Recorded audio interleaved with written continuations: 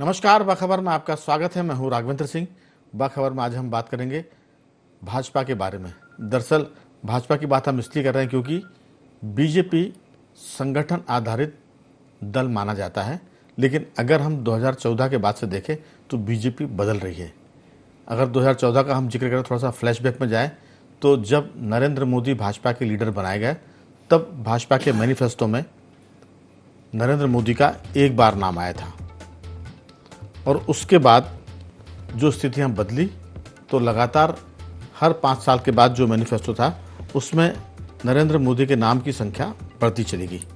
अगर आज की हम बात करें तो जो मैनिफेस्टो में जिक्र हुआ है देश की समस्याओं का, उसके समाधान का, हिंदी में मैनिफेस्टो की लॉन्चिंग की अगर बात करें तो उसमें 65 दफ़े मोदी का नाम आया है। अंग्रेजी की बात करें तो संभवतः वो 73 दफ़ा नाम आया है। और महंगाई शब्द पहले 6 बार आया था पिछले चुनाव की बात करें, इस बार वो सिर्फ एक बार आया है। रोजगार की भी हम बात करेंगे, सुशासन की बात करेंगे, लेकिन 2019 में 2009 की बात करें तो भाजपा के घोषणा पत्र में सुशासन, विकास और सुरक्षा पर ज़्यादा फोकस था। 2014 में भाजपा के मैनिफेस्टो में भारत का मामला जो था वो सबका साथ सबका विकास नारे के साथ आगे बढ़ा था। और इसके बाद आज की बात करें हम तो जो मैनिफेस्टो मध्य प्रदेश भाजपा ने दिखाया है, क्योंकि कल की हम बात करें तो राष्ट्रीय स्तर पर मैनिफेस्टो का लोकार्पण हुआ था और अब वो हर राज्यों में प्रदेश के भाजपा के मुखिया और अगर जहां सरकार है वहां मुख्यमंत्री के साथ इसकी शुरुआत हो रही है, बता रहे हैं। इसी पर हम बात करेंगे कि आखिर ऐसा क्या है बीजेपी के संकल्प पत्र में कि उसमें व्यक्ति आगे आ रहा है संकल्पों के साथ। विस्तार से बात करेंगे कि ये क्या बदलते हुए भारत की बदलती हुई भाजपा है। चर्चा के लिए हमारे साथ इस पर मौजूद है स्टूडियो में हमारे सामाजिक सरोकार से जुड़े साथी श्री कमल राठी जी। स्काइप पर हमारे साथ जुड़ेंगे मध्य प्रदेश के वरिष्ठ पत्रकार डॉक्टर राहुल रंजन, और स्काइप से जुड़ेंगे इंदौर से हमारे वरिष्ठ पत्रकार साथी गौरव चतुर्वेदी जी। आप सभी का बहुत बहुत स्वागत है। चर्चा की शुरुआत रंजन जी आपके साथ। राहुल रंजन जी, दरअसल बीजेपी को संगठन आधारित पार्टी माना जाता है, कॉर्डर बेस्ड पार्टी है। समस्याओं का समाधान हर दल अपने अपने हिसाब से अपने मैनिफेस्टो में लाता है। बीजेपी ने इस बार जो फोकस किया है वो विकास और रोजगार के साथ साथ इस पर भी किया कि 70 साल के जो उम्र दराज लोग हैं, चाहे वो गरीब हो, मध्यम वर्ग हो, उच्च मध्यम वर्ग हो, निम्न मध्यम वर्ग हो या उच्च वर्ग हो, सबके लिए 5 लाख तक का उन्होंने स्वास्थ्य बीमा या स्वास्थ्य उनके इलाज की बात का जिक्र किया है। इस पर काफ़ी चर्चा हो रही, क्योंकि पिछले दिनों की हम बात करें तो ये था कि जो 70 साल के बुज़ुर्ग हो जाते हैं, बीमा कंपनी उनका बीमा भी नहीं करती हैं, और उसके चलते जब उनको जीवन में सबसे ज़्यादा इलाज की ज़रूरत है, सबसे ज़्यादा हेल्थ इंश्योरेंस की ज़रूरत है, तब ये चीज़ें उनका साथ छोड़ देती है। कई बार परिवार के लोग भी साथ छोड़ देते हैं और बुजुर्ग परेशान होते हैं। तो ये बात मध्य प्रदेश की तरफ से भाजपा के पास गई थी और इसको शामिल किया गया। तो बहुत सारी बातें जिन पर करेंगे, लेकिन क्या 65 बार, 63 बार, 73 बार मोदी का नाम आना बीजेपी में मोदी की गारंटी के साथ, इसको आप किस ढंग से देखते हैं डॉक्टर राहुल रंजन? राघवन जी, पहली चीज तो ये है कि भारतीय जनता पार्टी पिछले 10 वर्षों से केंद्र में काबिज है, केंद्र में सत्ता चला रही है। अब आप ये देखिए कि पहली बार जब 2004 का चुनाव हुआ और मोदी जी जब मतलब भारतीय जनता पार्टी के रूप में प्रधानमंत्री के रूप में जब आए, धीरे धीरे भारतीय जनता पार्टी धीरे धीरे करते करते एक चुनाव बीता, दूसरा चुनाव बीता, दूसरे चुनाव आते आते जब ये 24 का चुनाव आया, तब तक भारतीय जनता पार्टी मोदी के रूप में परिवर्तित हो चुकी है। अब आप यदि ये कहें कि भारतीय जनता पार्टी का मोदी पर्याय है, तो आज की स्थिति में सब कुछ ये कहा जा रहा। आप ये देखिए, भारतीय जनता पार्टी का नाम या भाजपा का नाम कोई नहीं ले रहा, मोदी का नाम ले रहा है। मोदी ने कहा। तो ये जो एक जो चला है, नहीं, क्या ये भाजपा की बदली हुई रणनीति है? बदली हुई रणनीति नहीं है, ये मोदी जी ने रणनीति भाजपा को अपने अनुकूल करने के लिए जो बदला है कि सिर्फ फोकस में एक व्यक्ति होना चाहिए, इस देश में यदि एक ही चेहरा दिखाई देना चाहिए।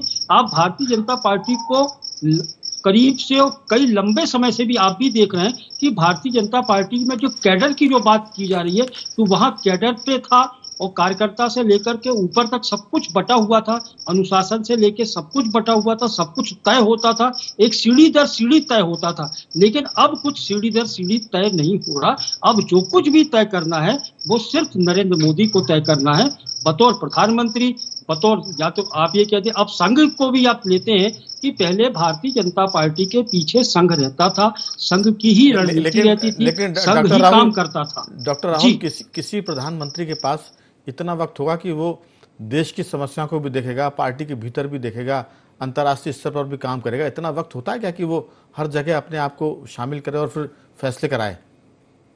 देखिए राघवन जी, क्या होता है कि जब व्यक्ति सोचता है कि मैं ही सब कुछ कर लूंगा, आप डिस्ट्रीब्यूशन काम का नहीं जब नहीं करते, तो आप जब डिस्ट्रीब्यूशन करने की स्थिति, आप इससे ये समझ सकते हैं कि आपको किसी के ऊपर भरोसा नहीं है, या अपने नेतृत्व पे, अपने नेताओं पे, या प्रदेश स्तर के नेताओं पे किसी पे भरोसा नहीं है। ये भरोसे की कमी होती है, इसकी वजह से व्यक्ति अपने आप से सब काम करने की कोशिश करता है। यह अक्सर होता है अपने व्यक्तिगत जीवन में भी। ये होता है कि जब हमको लगते है कि हम आगे बढ़ जाएं, या फिर हम ही दिखें और हम ही, हमारा ही चेहरा होना चाहिए, सब कुछ हम हैं, तो अहम ब्रह्मास्मि वाली जब स्थिति हो जाती तो व्यक्ति यही करता है कि सबको काट देता है। आप ये देखिए कि भारतीय जनता पार्टी में जब से नरेंद्र मोदी जी का उदय हुआ है, तब से उन नेताओं के नाम जो भारत के शिखर पे थे, जिनकी वक्ताओं के रूप में जिनकी थी, जिनकी रणनीति के रूप में मान्यता थी, जिनको समझा जाता था कि ये देश को समझते हैं, देश की समस्याओं को समझते हैं, वो धीरे धीरे धीरे करते करते अब हाशिए पे चले गए। आज ऐसा भारतीय जनता पार्टी में कौन बचा है जिसका आप नाम लेने की स्थिति में बचे हैं? आप पूरे, अभी इलेक्शन चल रहा है, इलेक्शन में जो कैंपेन चल रही, उसमें आपने देखा कि अपने पिछला शो किया था कि जब वो स्टार प्रचारकों की सूची आई थी। अब आप ये देखिए कि भारतीय जनता पार्टी में स्टार प्रचारक कौन है? नरेंद्र मोदी और अमित शाह के अलावा स्टार प्रचारक आपको कोई नहीं दिखाई दे रहा। जहां आप देखिए राजनाथ सिंह किनारे कर दिए गए हैं, गडकरी किनारे कर दिए गए हैं, और जितने भी लीडर जो टॉप के थे वो सारे के सारे किनारे कर दिए। फोकस में कौन है? मोदी जी, मोदी जी, मोदी जी की गारंटी, भाजपा की गारंटी कोई नहीं कह रहा। भारतीय जनता पार्टी, राहुल, भारतीय जनता पार्टी ने काम किया ना जी। डॉक्टर राहुल, थोड़ा सा पीछे जाएंगे हम, थोड़ा सा पीछे जाएंगे हम। अगर आज़ादी के पहले की बात करें, थोड़ा सा 75 साल पीछे जाएं, 80 साल पीछे जाएं, तब कांग्रेस के भीतर या देश के भीतर सिर्फ एक नाम हुआ करता था, वो Mahatma Gandhi. Mahatma Gandhi one man army, one man show. अगर कांग्रेस ने राष्ट्रीय अध्यक्ष के रूप में चुना सुभाष चंद्र बोस को, तो गांधी जी को पसंद नहीं था, उनको इस्तीफा देना पड़ा। अगर कांग्रेस चुन रही थी कि प्रधानमंत्री के रूप में आज़ादी के बाद सरदार पटेल प्रधानमंत्री होंगे, लेकिन गांधी जी को पसंद नहीं था, तो जवाहरलाल नेहरू प्रधानमंत्री हुए। ये मामला मैंने आज़ादी के पहले का आपको बताया कि महात्मा गांधी राष्ट्रपिता थे और देश को आज भी स्वीकार हैं। इसके बाद हम आते हैं इंदिरा गांधी पर। बीच के कालखंड को हम छोड़ देते हैं। इंदिरा जी जब देश की प्रधानमंत्री बनी तो कांग्रेस का बंटवारा हुआ और कहा गया कि इंदिरा कांग्रेस, कांग्रेस आई, कांग्रेस बढ़ गई थी और उसमें नितिन गप्पा और कामराज की अलग पार्टी कांग्रेस हो गई थी और इंदिरा जी की अलग पार्टी हो गई थी। तो उसमें अगर आपको याद करें कि असम से कांग्रेस के एक लीडर हुआ करते थे देवकांत बरुआ, वो कांग्रेस के राष्ट्रीय अध्यक्ष थे और उन्होंने एक सभा में कहा था कि इंदिरा इज इंडिया और इंडिया इज इंदिरा।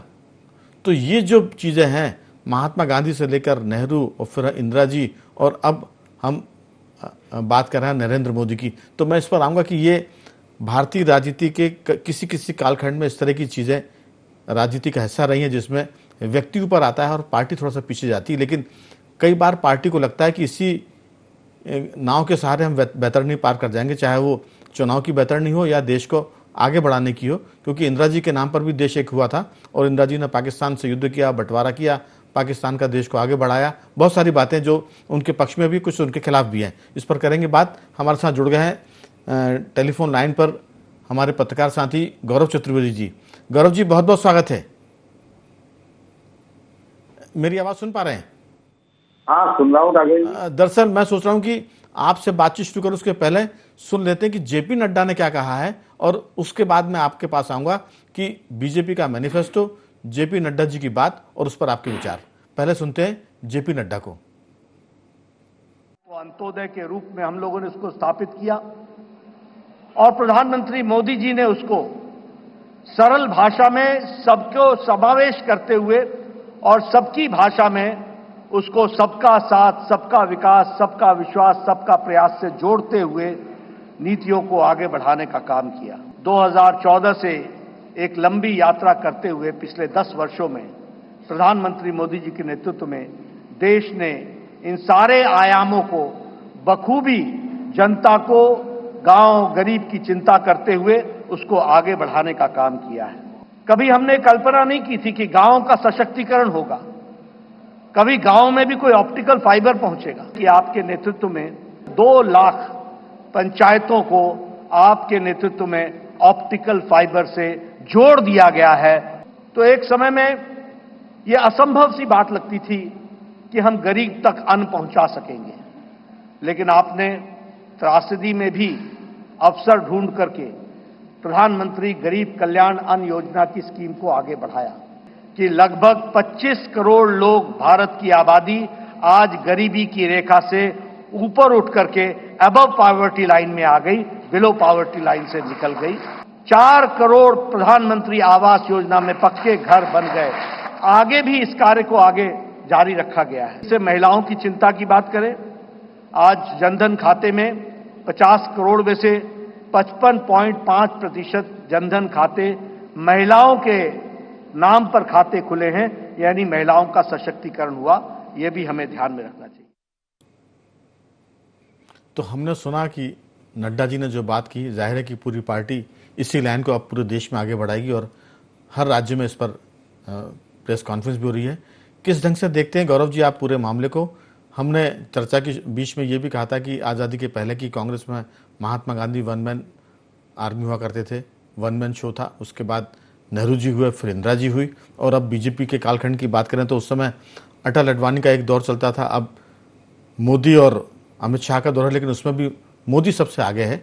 आपकी राय किस ढंग से देखते हैं? क्योंकि मैनिफेस्टो में 63 बार से ज़्यादा मोदी का नाम इस बार आया है और मोदी गारंटी के नाम पर कई बार चर्चा हुई है। आपका इस पर क्या सोचना है?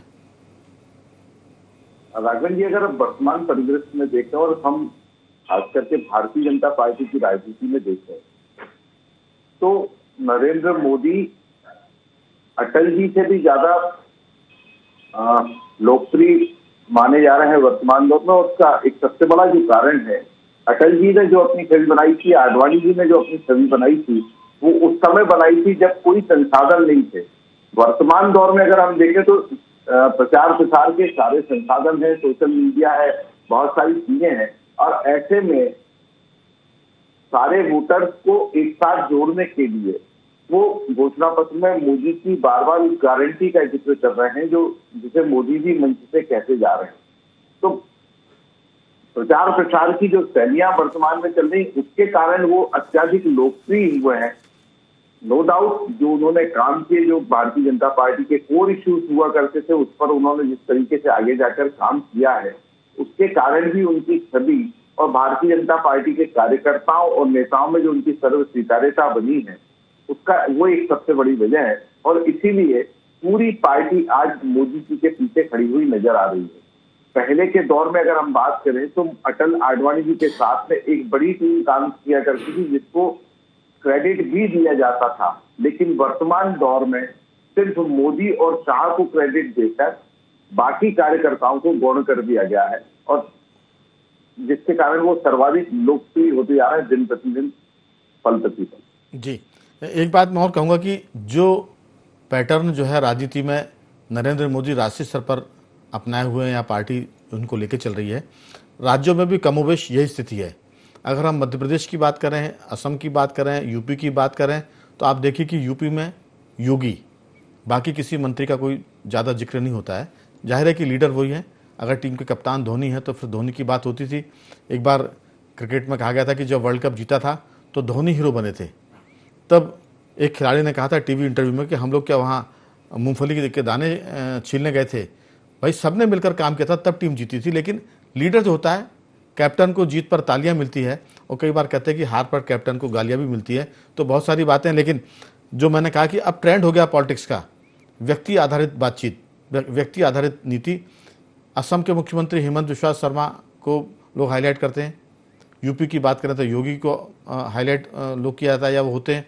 मध्य प्रदेश में पीछे की हम बात करें, डॉक्टर मोहन यादव के पहले तो शिवराज सिंह कहते थे कि मामा की गारंटी है, शिवराज सिंह की गारंटी है, मामा है ना, नहीं कहते थे कि पार्टी है कि सरकार है। तो ये जो व्यक्तिवादी मामला है, इस पर मैं अगले दौर की बातचीत में समय कम रहेगा, लेकिन आपसे कहूँगा कि क्या ये ट्रेंड ऐसा हो गया है?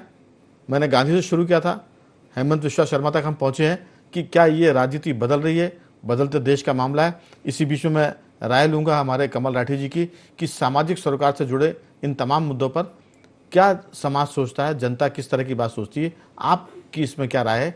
क्या अब ट्रेंड बदल गया है देश में सियासत का, व्यक्ति आधारित हो गया है, और वो कितना अच्छा और कितना ठीक नहीं है? देखिए, आज हम अमेरिका की भी बात करें तो वहाँ राष्ट्रपति के नाम पे ही चुनाव होता है।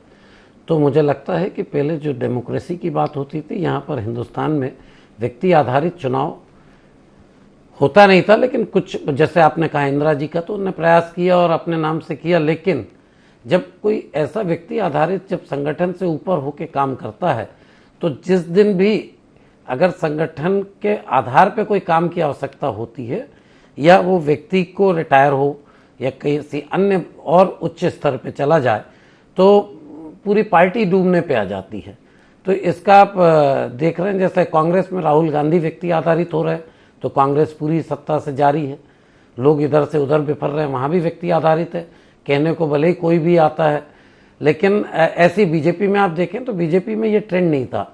बीजेपी में संगठन के बेस पे ही सब काम होता था। एक पूरी पैनल होती थी, पैनल हर चीज़ की डिसीजन लेती थी। लेकिन अभी हम देख रहे हैं कि संगठन कमज़ोर है, और सीधा सीधा मोदी और मोदी जी के बाद शाह, तो इन लोगों के, दो लोगों के उस पर पूरी पार्टी आधारित है। और जनता के बीच एक भरोसा जो मोदी जी ने पाया, तो वो उसका पूरा राजनीति है। राजनीति में सत्ता लाने का हर आदमी को अधिकार है। तो लेकिन जो मोदी जी ने अपने वाणी से, अपने भाषणों से और अपने कामों से जो जनता के बीच एक भरोसा, जो एक निर्णय लेने की क्षमता के रूप में, एक बहुत स्ट्रांग व्यक्ति के रूप में अपने आप को पेश किया है, तो जनता उसको लाइक भी कर रही है। इसलिए मुझे लगता है कि कमल जी, दरअसल हम 2024 की बात करें तो इस बार सिर्फ मोदी के साथ एक आदमी का नाम है, वो है जेपी नड्डा, पार्टी के राष्ट्रीय अध्यक्ष। अगर हम इसके 5 साल पीछे जाएं तो 2019 में नाम में सिर्फ मोदी का नाम था, 2019 की बात करें, पोस्टर में या बाकी जगह पर। लेकिन 2014 की बात करें हम, जब मोदी को पार्टी ने एज ए पीएम लॉन्च किया था या उनको लीडर बनाया था अडवाणी की जगह पर, तब मोदी के साथ 10 नेताओं के पोस्टर भी, जो बैनर होते थे, पंपलेट होते थे, उसमें छपा करते थे। तो ये तो बात हुई 2014 तक की। लेकिन उसके पीछे हम 2009 में जाएं तो वहाँ ये हालत थी कि भाजपा के मैनिफेस्टो में अटल बिहारी वाजपेयी, लालकृष्ण आडवाणी और राजनाथ सिंह प्रमुखता से दिखते थे। हालांकि अटल जी थोड़ा सा बीमार चल रहे थे, लेकिन आडवाणी एक्टिव थे और वो पीएम इन वेटिंग की तरह उनको पार्टी प्रोजेक्ट कर रही थी। 2009 की बात करें, और राजनाथ जी पार्टी के राष्ट्रीय अध्यक्ष थे। तो ये एक तरह से जो बदलाव है, क्रमशः ये बदल रहा है। पहले मोदी के साथ 10 लोग थे, फिर अकेले मोदी हुए, और अब तीसरे चुनाव में मोदी के साथ जेपी नड्डा जो पार्टी के राष्ट्रीय अध्यक्ष है, उनका नाम भी आ रहा है। मैं राहुल जी के पास आऊँगा। राहुल जी, इस पूरे मामले में आपकी राय कि ये तो बदलता मामला है, मोदी की इसमें आलोचना भी होगी, मोदी की इसमें प्रशंसा भी होगी, क्योंकि वो पूरी पार्टी को लेकर चल रहे हैं। और कई बार हमने देखा कि 2019 में मोदी के नाम पर ही लोग चुनाव जीते, और आज की भी हम बात करें तो कई ऐसे प्रत्याशी हैं जिनके मामले में उनके स्थानीय स्तर पर बहुत उनका विरोध है, एंटी इनकम्बेंसी है, लेकिन मोदी के नाम पर वो लाखों वोटों से जीत कर आने की संभावना लेकर चल रहे हैं। और पिछले बार की बात करें तो ऐसे कई लोग थे जो अपने क्षेत्र से अलग हटकर पार्टी ने उनको दूसरे क्षेत्रों से टिकट दिया, वहाँ वो बाहरी थे, इसके बाद 5-5 लाख वोटों से जीते। तो ये एक तरह से मोदी का जादू, मोदी का मैजिक, मोदी का नाम, उनके काम, उनका विज़न, ये सब बातें मेरे ख्याल से इसमें शामिल है। और जो चर्चा की शुरुआत में आपने कहा था कि मोदी ने जो कोर इशू थे पार्टी के, उनको पिछले 10 साल में लागू किया, इसलिए पूरी पार्टी उन पर एक तरह से फिदा है कि जो मोदी कहेंगे वही होगा। क्योंकि राम मंदिर का मसला हल हुआ, 370 हटी, फिर सीए आया, अभी यूनिफॉर्म सिविल कोड की बात हो रही है। तो हमें लगता है कि कामों ने भी उनको एकमात्र लीडर बना दिया पार्टी का। आपकी राय?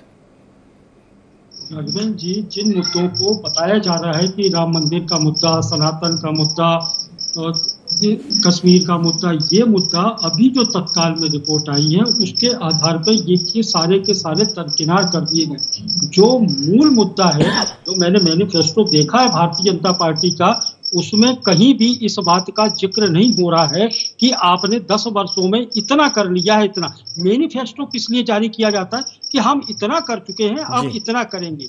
और तो बताया जाता है विजन हमारा क्या होगा, क्या आगे जाके क्या करेंगे। जब आप देखिए कि 19 में जो वादे किए गए, 14 में जो वादे किए गए वो पूरे नहीं हुए, 19 आते आते तक 5 वर्ष का मौका मिला, वो पूरे नहीं हुए, 19 से लेकर के आप 24 में आ गए, 24 में भी आपके पास में ऐसा कोई विजन नहीं है कि जिसको लेकर के बताया जा सके या भविष्य सुरक्षित किया जा सके। आप कह रहे हैं कि भारत का भविष्य सुरक्षित होगा, तो जो मुद्दे उठाए जा रहे हैं उन मुद्दों पे उसमें मैनिफेस्टो में कहीं भी जिक्र नहीं है कि महंगाई कैसे कंट्रोल कर लेंगे, बेरोजगारी कैसे कंट्रोल कर लेंगे, किसानों को कैसे राहत मिल जाएगी, महिलाओं को कैसे राहत मिल जाएगी। तो ये तमाम चीजें उस मैनिफेस्टो से लापता है। मैनिफेस्टो में सिर्फ एक ही चीज दिखाई दे रही है कि आप आगे आकर के हमने ये नहीं किया, हम उसी में गोल मोल घुमाया जा रहा है। मतलब उसमें नयापन आपको नहीं दिखाई दे रहा कि होता है ना कि हमने 2000 वादे पूरे कर दिए। आप ये बताते कि आपने कहा था कि 2 करोड़ रोजगार दे देंगे, तो आप ये कहते कि चलो 5 साल में हमने 2 करोड़ में से 1 करोड़ दे दिए। अब आगे राहुल जी, आपकी बात बहुत वाजिब है, बहुत वाजिब है, लेकिन अगर ये बात हम 1 हफ्ते पहले कर रहे होते और आपकी बात होती तो शायद बीजेपी के लोग आपकी बात को सुन के उन चीज़ों को उसमें शामिल करते आपकी बातों को। लेकिन समय की कमी मेरे पास, जल्दी से अपनी बात पूरी कर लें जी। अभी तो पहला दौर भी नहीं निकला है, अभी तो बहुत सारी चीजें बची हुई हैं, अभी तो सब चीजें आ रही हैं सामने। लेकिन आप ये देखिए कि जो लाइन पे, जिस लाइन पे बात की जा रही है, आप नड्डा जी की बात कर रहे हैं, मोदी जी की बात कर रहे हैं, तो ये जब क्या होता है कि जब आप अपने ऊपर ही सब कुछ ले लेते हैं तो सब कुछ बिखरने लगता है। इंदिरा गांधी जी की जो जिक्र आप कर रहे थे वहां भी यही हुआ था कि उनको ये समझ लिया था कि इंदिरा गांधी ने कि मैं ही भारत हूँ, और जैसे ही उनको ये भ्रम हुआ कि मैं ही भारत हूँ तो ये भ्रम उनका तोड़ दिया हिंदुस्तान ने। तो हिंदुस्तान जो है, तो आप ये देखिए कि ये ऐसा है कि एकात्मवाद पर नहीं चलता कि आप ये कहो कि हम ही सब कुछ हैं, इस पर नहीं चलता। लोकतंत्र है, लोकतंत्र में सब कुछ सबको समान तरीके से बांट करके सबके साथ मिलजुल करके काम करना होता है। तो यहाँ आपको दिखाई नहीं। गौरव से पूछता हूँ, गौरव जी आपकी राय, क्योंकि मामला भाजपा की तरफ से तो ये है कि हम 2047 की प्लानिंग कर रहे हैं, अब वो 5 साल की प्लानिंग की बात नहीं कर रहे हैं, तो वो बीजेपी लंबी प्लानिंग पर जा रही है, लॉन्ग टर्म पर जा रही है। 5 साल के लिए सरकार पर जरूर पार्टियां आती है, लेकिन उनका विजन 2047 का है। 2035 में वो 36 में कह रहे हैं कि हम ओलंपिक कराएंगे, इसकी बात हो रही है। विकसित देश बना देंगे 47 तक, इसकी बात हो रही है। आपकी राय, ये जो 5 साल आने वाले हैं उसमें भाजपा का जो विजन है, जो मैनिफेस्टो है, वो आपको कितना देश के विकास की तरफ, हालांकि समय कम है, गागर में सागर भरने की आपसे मैं उम्मीद करता हूं। राजनीति से पहले भी आपसे कई बार चर्चा हुई है और अपने चैनल में डिबेट में ये बात कही जी कि व्यक्तिवादी राजनीति का अगर फायदा भी होता है तो व्यक्तिवादी राजनीति का नुकसान भी होता है जी। आज मोदी जी और अमित शाह जिस उम्र में है, उस उम्र में कोई वो 2047 तक लगातार काम करने वाली स्थिति में नहीं रहेंगे। क्या 2024 के चुनाव के बाद आने वाले 5 साल में कोई नेतृत्व परिवर्तन होगा? और अगर नेतृत्व परिवर्तन होगा तो क्या जो मोदी के संकल्प हैं या गारंटी हैं उन्हें आगे तक ले जाया जाएगा? ये सबसे बड़ी चीज तय करेगी कि 2047 में भारत कैसा हो। लेकिन हर पार्टी में, हर संस्था में ABC प्लान होता है।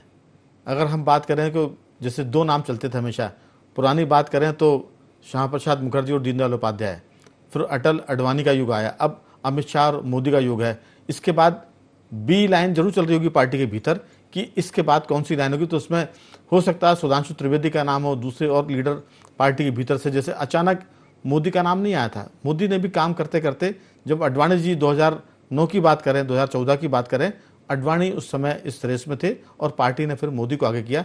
तो मुझे लगता है कि हर पार्टी के भीतर B प्लान होगा, पार्टी के भीतर इसकी बातचीत जरूर होती होगी। जो अगर मीडिया में हम बात कर रहे हैं तो पार्टी में भी बात हो रही होगी। समय की कमी है, मैं अंतिम टिप्पणी के लिए कमल जी आपके पास आ रहा हूँ कि इस पूरे मामले को आप कैसे देख रहे हैं? B प्लान भी जरूर होगा। अभी तो मोदी युग चल रहा है, बीजेपी पूरी मोदीमय है, मैनिफेस्टो भी मोदीमय है, क्योंकि मोदी की गारंटी है तो सब कुछ है, ये उनका एक तरह का सेंटर पॉइंट है। जी नहीं, वो बात तो सब हुई। मुझे लगता है कि ये जो बदलता भारत है उसमें मैनिफेस्टो के नाम भी बदल गए।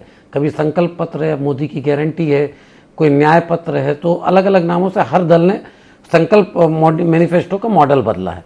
दूसरा, मैनिफेस्टो 5 साल के कार्यकाल, चूंकि 5 साल की सत्ता होती है तो 5 साल का विजन डॉक्यूमेंट होता है जी। लेकिन बीजेपी ने देखा कि इतना कॉन्फिडेंस है कि उनने 2047 का सपना लोगों को दिखाया है।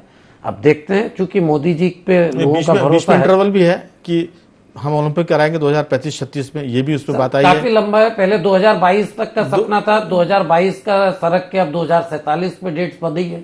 पहले भाई जब हम बात करते हैं 14 की, 19 की, तो 2022 तक की कई वादे थे। 2030 में वो कहते हैं कि हम तो ये तो वादे जो भविष्य 5 ट्रिलियन इकोनॉमी बनाएंगे देश को। तो ये बहुत सारी बातें, अभी तो 5 साल की सत्ता है सर, 5 साल बाद फिर क्या होता है वो तो भगवान जाने। तो चलिए इस पर, मुझे लगता है कि संकल्प पत्र काफी लंबे समय का विजन है। बिल्कुल। तो बीजेपी ने माना कि उसकी सत्ता की जो पारी है वो 2047-50 तक चलने वाली है और उसमें मोदी के बाद और कई उनके यहाँ मोदी होंगे, नाम बदल सकते हैं, लेकिन पार्टी का विजन तो वही होगा।